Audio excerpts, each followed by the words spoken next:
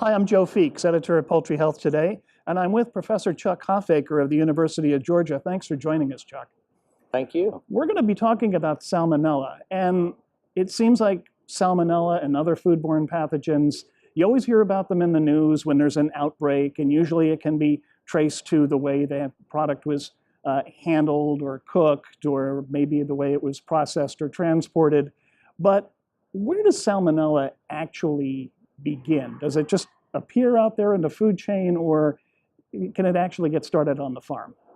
So Salmonella is a bacteria that lives in the intestine of the chicken, and it's a normal bacteria in their intestine. So healthy chickens just carry it. It doesn't cause them any problem.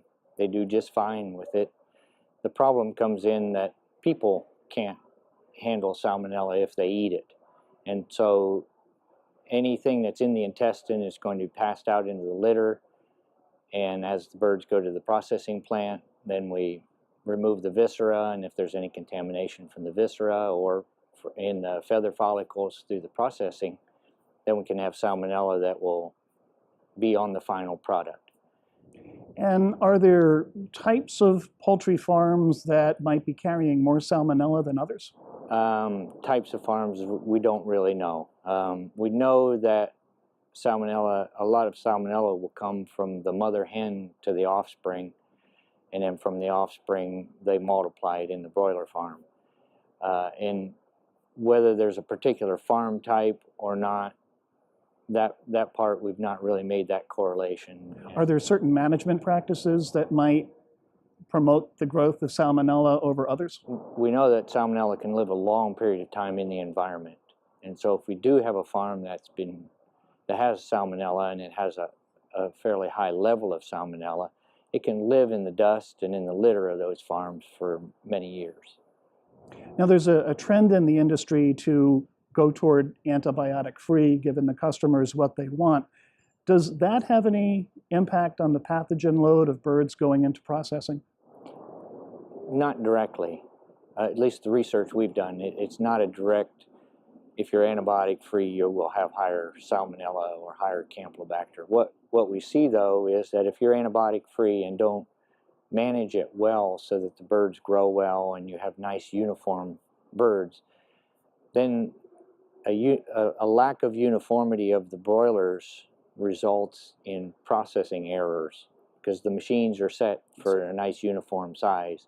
And those processing errors, as Scott Russell at the University of Georgia showed, can lead to more contamination of the carcass. So if a company is antibiotic-free and are struggling with maintaining bird health, you could have a lot of different size variations, and that could result in intestinal breakage, crop breakage, and contamination of the carcass. Is there any relationship between coccidiosis and other intestinal health diseases that might have an impact on Salmonella? We know that coccidiosis of the ceca, so Eimeria tenella, will lead to higher colonization of Salmonella and a greater risk of Salmonella. So yes, control of coccidia is an important tool in your Salmonella control program.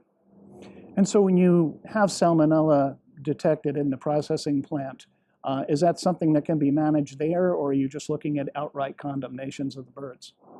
No, Salmonella is not a reason for FSIS to condemn the birds. FSIS monitors for the Salmonella presence or absence on the final product in the post-chill. Salmonella coming into the processing plant, there are quite a few intervention steps within the processing plant to reduce any Salmonella. Whether we totally eliminate it or not is the issue. And so FSIS says if it's there in that bird that we test, then it doesn't matter if it's very high load or low load. They don't worry about which Salmonella, because not all Salmonella can cause human illness. You mentioned FSIS, and I know that they have published new standards. They haven't become official yet. But why do we need to measure Salmonella on parts as opposed to the whole bird? Why is there a difference between the two? what we have seen is that birds that are coming directly out of the chiller are probably not the best place to sample. That's what FSIS has seen, that they are very often negative there, and then if you took the same birds and cut them up, they'll find a higher incidence of positives. And people don't generally eat whole birds like we used to. People are eating parts. And so cutting that bird, we're not certain exactly what results in that higher incidence. Is it due to the bird the carcass warming a little bit and releasing more salmonella that may be trapped in pores or in the feather follicles, or is it due to just physically cutting open the bird? But we do know that we see a little higher incidence of salmonella in those parts. And what kind of steps will processing plants need to take as these new rules take effect? Well, plants are looking at lowering the level of salmonella actually coming in from the farms. That's one step. Another step then is different interventions of carcass rinses, washes, inside-outside bird washes with different treatments, using treatments on the parts prior to the parts after they're cut up and going into the bags. And so, yeah, there are interventions that the plant can do to minimize the amount of salmonella that may be on those parts. You said before that the processing plants are also taking a look at the pathogen load coming in from the farm. What specifically are they doing to get a better handle of what's coming off the farm?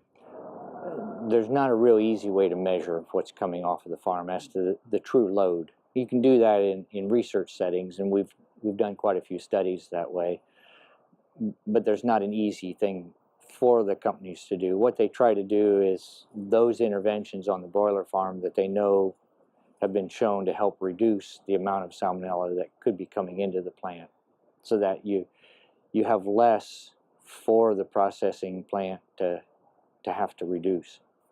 What about vaccination? Is that a good idea in broiler operations?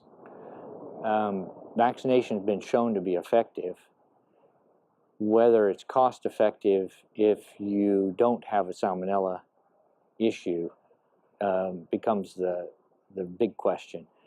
And for most broiler companies, unless they have a salmonella that is of great human health risk, like a Heidelberg, Typhimurium, or Enteritidis, are probably not going to vaccinate broilers. And isn't part of the problem that you were saying that if it's cost effective, well, it may not be cost effective on live production because there's no tangible benefit, but there certainly could be a benefit in processing. Do poultry companies need to rethink how they calculate the return on investment from vaccination? No, they will look at that. They'll look at if my salmonella levels in the plant are higher, and if there are particular salmonellas of human health hazard concern, then yes, they'll look at that calculation. Whether it's vaccination or some other interventions on the broiler farm to try to lower the amount of salmonella that's going into the plant. And lastly, what can producers do on the farm to try to reduce the amount of salmonella that they might be sending into processing, in addition to vaccination? If we had 6 hours, we could probably go through them all. The things that producers can do are to focus on your breeders, vaccinate your breeders well, try to minimize the amount of salmonella coming from the breeders to the broilers, and then do rodent insect control and water sanitation. Those are some fairly simple, easier things that can be done on every broiler farm. Sounds good. We've been talking to Chuck Hofacre from the University of Georgia. Chuck, thank you again for your input. It was my pleasure.